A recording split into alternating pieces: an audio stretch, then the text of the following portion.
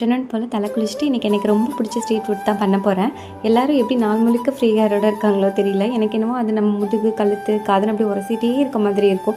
எப்போ தான் தலை வந்து காயும் பின்னி போடலான்னு அப்படின்னு தான் நான் நினச்சிட்ருப்பேன். அப்படியே பழகிட்டனாலையா என்னென்னு தெரில. இந்த காளான் ரெசிபி பார்த்திங்கன்னா ஈவினிங் போல் செஞ்சேன். நைட் வினோக்கும் சூடாக தந்த மாதிரி இருக்கும்னு தான் ஃபஸ்ட்டு யோசித்தேன். அப்புறம் வந்து ஈவினிங் தம்பிங்களுக்கு டின்னருக்கு ரெடி பண்ணணும், இட்லி ஊற்றணும், தொட்டுக்கு ஏதாச்சும் பண்ணணும், அப்படி இப்படின்னு ஈவினிங் கொஞ்சம் அடிப்படியாகவே இருப்பேன். ஸோ அதை இப்போ வந்து ஆஃப்டர்நூன் எதுவும் தூங்க வச்சதுக்கப்புறம் பண்ணி வச்சுட்டா வினோ வந்ததுக்கப்புறம் நைட்டு சூடு பண்ணி கூட சாப்பிட்டுக்கலாம் அப்படின்னு சொல்லிட்டு தான் ஆஃப்டர்நூனே பண்ண வந்துட்டேன். மைதா கார்ன்ஃப்ளவர் மாவு ரெண்டுமே கொஞ்சம் கொஞ்சம் போடணும். என்கிட்ட மைதா மாவு இல்லைன்னு சொல்லிட்டு நான் கார்ன்ஃப்ளவர் மாவு மட்டும் கொஞ்சம் எக்ஸ்ட்ரா போட்டுக்கிட்டேன். அப்புறம் மிளகா பொடி, ginger garlic paste, chilli powder போட்டு மட்டும் நல்லா பிசைஞ்சு அதை ஆயிலில் போட்டு நல்லா ஃப்ரை பண்ணி எடுத்துக்கிட்டேன். மைதா போடாதனால நம்ம போட்ட அந்த கோஸ் பார்த்திங்கன்னா தனித்தனியாக பிரிஞ்சிருந்தது. பட் அதனால் டேஸ்ட்டுக்கு எந்த பிரச்சனையுமே வராது.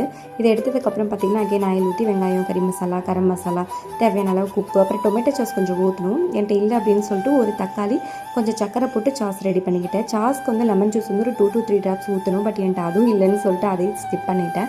இப்போ பார்த்திங்கன்னா சோயா சாஸ் ஊற்றி நல்லா கிளறிட்டு நம்ம ஃப்ரை பண்ணி வச்சுருக்க முட்டைக்கோசையும் போட்டு நல்லா கிளறி வேணுங்கிற அளவுக்கு தண்ணி விட்டு நல்லா வதக்கி எடுத்தால் நம்மளோட ரோட்டு கடை காளான் ரெடி. கொஞ்சம் ரவா வெங்காயத்தை மேலால் போட்டு சாப்பிட்டு பாருங்கள்.